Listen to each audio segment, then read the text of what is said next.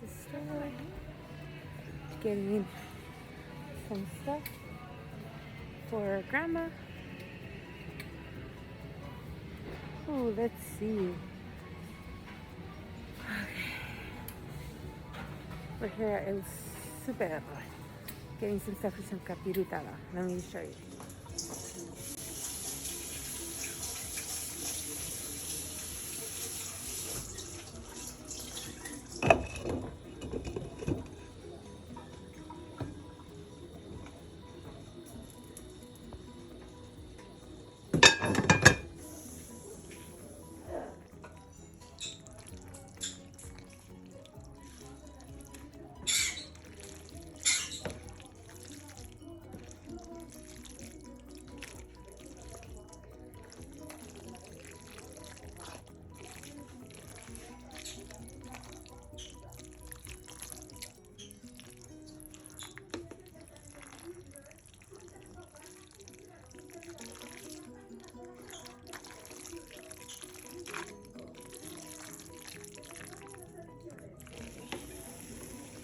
Spaghetti is done. A whole big pot.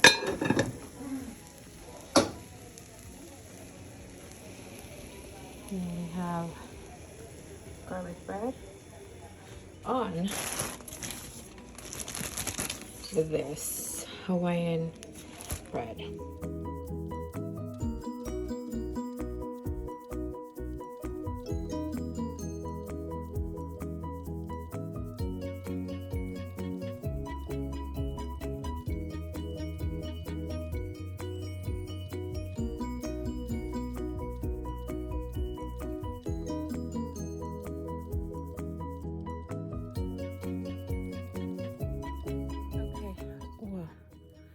So as I was trying to say, Vlogmas has been hard for me to do, only because I'm home most of the time. I'm not really doing a bunch of things. I'm not out and about. I'm not, I'm not out. I'm not doing things. I'm home, especially because it's cold and rainy today, just like it was the other day. Well, right now it's misty, but I'm home. With Lady, and don't bite mommy. No, don't bite mommy. I don't like it. Please do not bite me. Okay? Thank you. Thank you. Thank you. She's a handful, as you could see. Say hi. Look. Say hi. Hi, everybody. Say hi. No? Okay. So as I was saying, it's difficult to really post a bunch of videos. I'm trying my best. Yesterday was hard for my family and I. We had a viewing of the wake with my family, and it was honestly, it was a hard time for us. It was very sad because we haven't had a lot of loss in our family. We had a cousin of mine that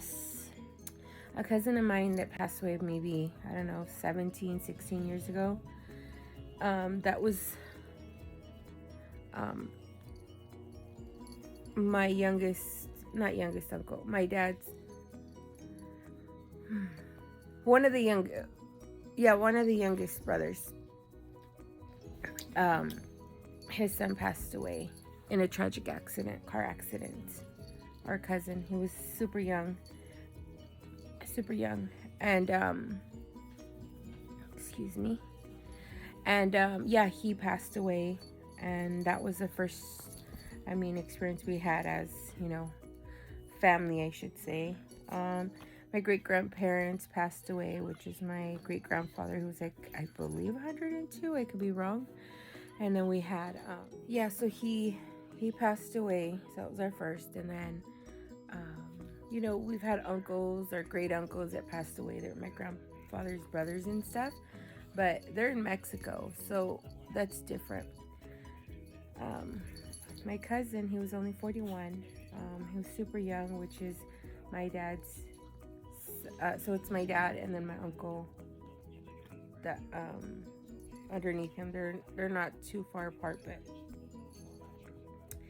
My cousin was killed. I say murdered because he was cold-blooded. He was shot, his chest, and he died. Only 41. And so it's been hard for the family. His mom, they're in San Diego. That's where my cousin lived.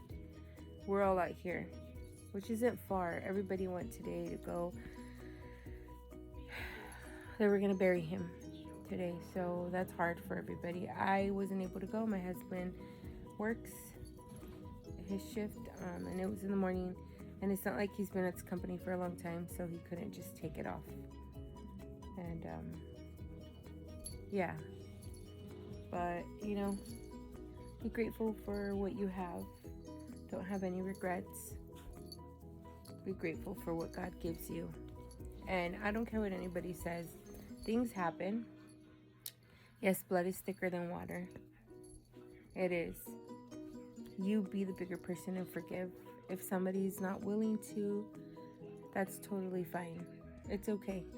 You be the bigger person. You have respect. And remember, you're going to have a lot of people that don't like you. And you're not everybody's cup of tea. But that's okay. You be you. You love God. You be the person that God has created you to be.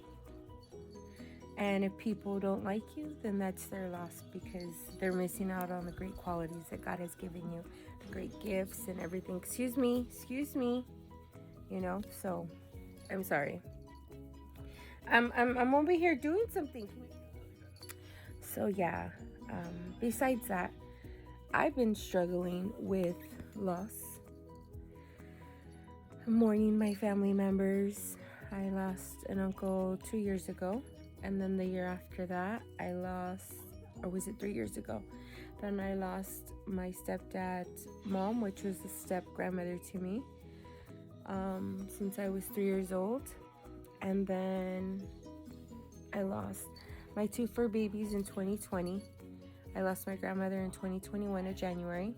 And I lost my Dino in June 6th, 2021 this year. And then now my cousin. So yeah, this is hard for me. It's not easy.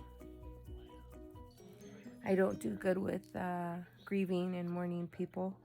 It's really hard for me. I think, I don't know. I'm not good at it. Not that anybody is, but I'm not good at it. I don't know how to feel, and I start to carry what I'm feeling. Hey, I said no. Sorry, leave the remote alone. I'm sorry. Stop it. So, in the process, it's been difficult for me. I find that I'm the kind of person that is super strong for my family. And then, I don't cry. I don't, I'm there to serve and be there and just helpful. And I guess that's my coping skill. And then when I'm alone, I break, have my moments of sorrow and hurt and heartbreak and all that. And it's okay. It's okay to cry. It's okay to feel all the feelings you're feeling: heartbreak, anger, stress, everything. It's okay. It's okay to feel like that. It's okay. God's your strength, and God's going to be there. And everybody copes different. Everybody goes through things different. Everybody feels different. It's just everybody's different. But the key is to understand that God is with you, and no matter what you're facing, He is with you. He isn't a God of confusion, and He's not a God that shall lie. And He's a sovereign and merciful God. He is a God that's loving, and He will give you all the desires of your heart. You may be going through something so hard. I'm going to share something with you. God has His perfect timing for His children. Whether you're trying to get pregnant, whether you're sick embodied and waiting for a healing, it's all God's timing. But stay faithful. Stay faithful. I'm so sorry for this rant, but it's something that I'm feeling in my heart to say. Stay faithful. Stay faithful to God. Stay faithful in every circumstance. Don't judge people if you don't know their story. You don't know their story and what they've gone through and where they're at and why they're at where they're at.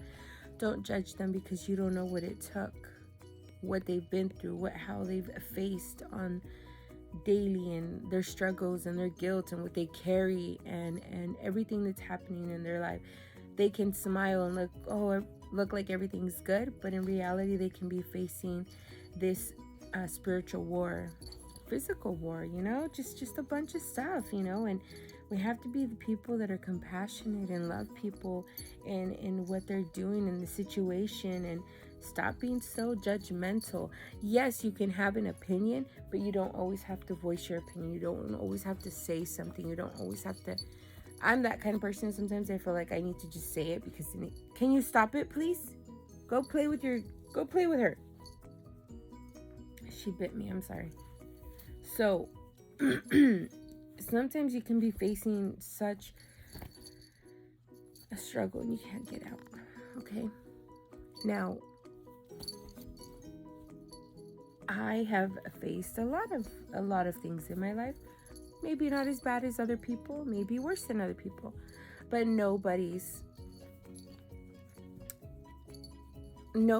situation is worse than the other. Meaning, it may seem like something small, but to that person, it is humongous. It is big. It is a struggle. It is hard. It is depressing. It is this. And you have to understand that not everybody struggle or battle is the same, and you're not going to feel the same as that person. She'll be like, I've been through it, I'm okay with it, it's fine, like I can get through it. But this person has never gone through it, and this person has a struggle that's so bad to them that it feels like it's like the world is over. And you have to have compassion. Have compassion for that person. Be there for that person. Somebody's sick and they can't get up and cook and they can't do this and that. You know what? Be there for them. Cook them dinner. Go over there. Send them a card. Something. Be there for people. I want to share something really quick. So my husband and I, we had our Halloween harvest. Well, not Halloween, but it was on Halloween. It was our harvest carnival. And we did give candy, but we didn't pass out candy. We had games and people were able to play games. And we wanted a safe environment for people because we do not celebrate Halloween. Anyways, so we were there and we ended up going to Ross. We were looking for rubber duckies. The little duckies you put in the water. A bunch of them. Wow. What ended up happening was we walked in and I'm a blanket person. So if you could see I have a blanket here, I have blankets everywhere in my room. I'm a blanket person. Please do not bite me. Okay? Please do not bite me. That hurts mommy. I don't like that, okay? Okay, thank you. Thank you, but please do not bite mommy, okay? I'll put you back in your bed because if you're not listening, so calm down. I'm so sorry. So we go to Ross and there's blankets and I'm like, look at these blankets, they're so cute, blah, blah, blah, right? Anyways, so we're there and there's a guy, I don't think he's homeless, I think he's a veteran, but he's wearing like those long john thermals on the bottom and he has a big coat on the top. Can you come here, please? Thank you. He has a coat on the top, but you could see he's cold, super skinny, in a wheelchair, doesn't look like maybe some mental health, but more than anything, he was cold. We go in, we come out, don't buy anything. He goes, but when we walked in, he asked, do you have a blanket? Can I have a blanket? Is what he kept asking. And then my husband goes, when we come out, I don't think you heard him, but I heard what he said. So then we're coming out and I'm like, we walk out and I totally forget, right? Because I'm so worried about the rubber duckies. And the guy says, excuse me, do you have a blanket? Can I have a blanket? If you know me, I carry blankets in my car. I have those Mexican like poncho blankets and I carry them in case I go to the beach or I go somewhere and I am cold. And so I wash them periodically, but they're just sitting in my trunk. No big deal. I didn't want to give those because it was so hard to get them. If I'm being 100% honest, it's hard to get them when we go see my father-in-law. Because we usually go to this place and they're like blankets. They're not like those really skinny poncho kind. They're like blankets. But the patterns are like my favorite, okay? Anyways, my husband claimed those as well. He had them in the car. So, excuse me. What are you doing? What are you doing? Can you get off that? Come here. Can you please get off that? Oh my God. Anyways, like I was saying, so this older man, he was older. He was old. He had to be in his 70s, 60s. Anyways, he was old. So I walked back in and I'm like, oh man. I told my husband, let's go inside and get him even a throw blanket, a blanket to blanket. Okay, we find a super warm blanket like this. Warm and cozy blanket just like this. But it's a Christmas one. Black one with Christmas on it. And it says Merry Christmas. So it's not Christmas yet, but we went and we got it. I think it was like $10. Great price, right? But it was super thick and warm. Stay here, please. Anyways, when we were paying, I was taking out everything and asked the cashier, can you please help me take all the stuff out, the hangers, everything? And she was like, sure. We take it out. She's like, why are you taking everything out? I said, well, I believe there's a veteran or a homeless man outside who's asking for a blanket. He's not asking for food or money. He's asking for a blanket. He's cold. Oh, okay. Take everything out. I walk outside. He's like, excuse me, ma'am. Do you have a blanket? Can I have a blanket? I said, here you go. We bought you a blanket. We gave it to him. Oh my God. Thank you so much. I mean, such a gratitude. And it stuck with me because I told my husband, you know, God will send people your way. And I've always heard this, and even in the Word of God, it says that, you know, sometimes God will send angels in disguise of people to see if you're giving and you're willing to give of what you have. And I felt like in my heart it was a test, and I did not want to fail that test. I wanted to show God's love. My husband and I, a lot of times when we're driving, like I was saying, my husband will go and see them, and if we have water, we'll give them water depending if it's hot. He'll give them a couple bucks, $5. Here you go for a soda, go buy yourself some lunch. And we do that because they're out there working hard. Yes, I will occasionally give some to the men and women that are standing there, money can't work, whatever, you know, same thing. Because it's not for me to judge. Well, why are they standing there? Why can't they go get a job? Why can't they look, you know, it's not my job to be that way. So we do give them finances if we have it. We never carry cash, but lately I've made it a point to carry cash because you never know. And so with that, this holiday season, there has to be a gratefulness in your heart for people. It's not about gifts. It's not about, it's not even about fellowship. It's more about loving God's people and celebrating His birth. Because of His birth, He was able to come and die on the cross. He pretty much was born to come and die on the cross just for us. If you really think about it, that's His reason for being born.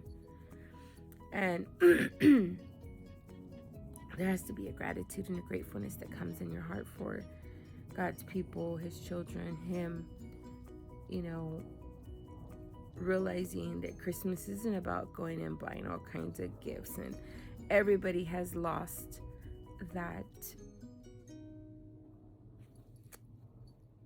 specialness. Like, okay, I didn't get this, I don't want that. And this generation is that way.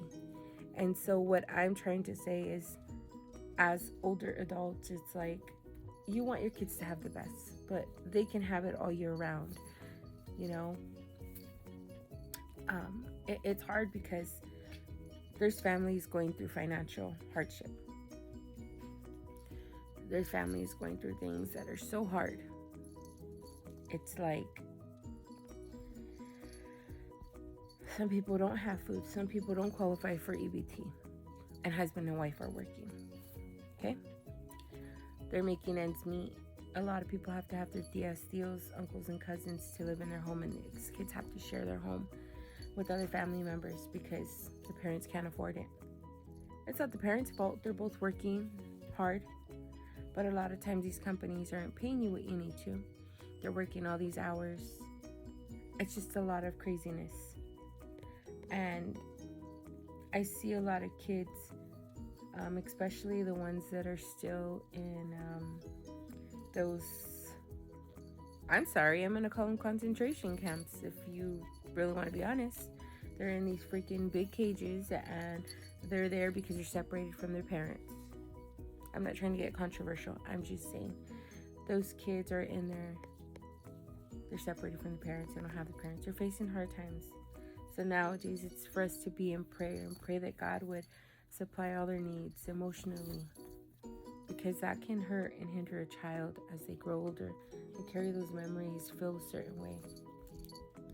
And so with all of that, I really feel like we need to pray and encourage one another and love one another.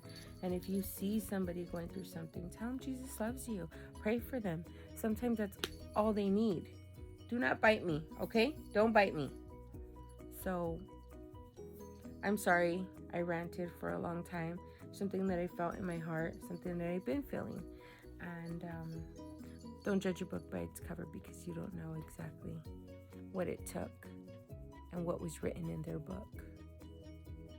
You have no idea all the hardships, the torment, the terror, everything that they have ever faced is written in that book. So do not judge that book by its cover. You may see me and think I'm 100%. I may have my good days. I have bad days, more bad than good. But I choose to be happy, and I choose to smile, and I choose to serve, and I choose to be loving and caring and give all of me and what I have, because God first loved me. And you don't know my story. If you knew my story and you know what I've gone through, you'd have a little bit more understanding. The key is don't judge a book by its cover. Learn to have grace and gratitude, gratefulness, respect. Love people for who they are and where they're at. Candles are lit. Watching Beetlejuice. Lady is being a crazy girl. I gotta put those clothes up away. Anything your wild child does, Campers Cruisers 360 Fit can too. Look at her. She's crazy. And adaptive 360 Fit. This, can I see it please? Can I see it please? This is from Grandma. Grandma Manuela gave her this one and another one with a heart. And this is what she does. Hank is no longer going to be hers because I am going to get Hank back. I'm going to wash him and get him back. She can have those.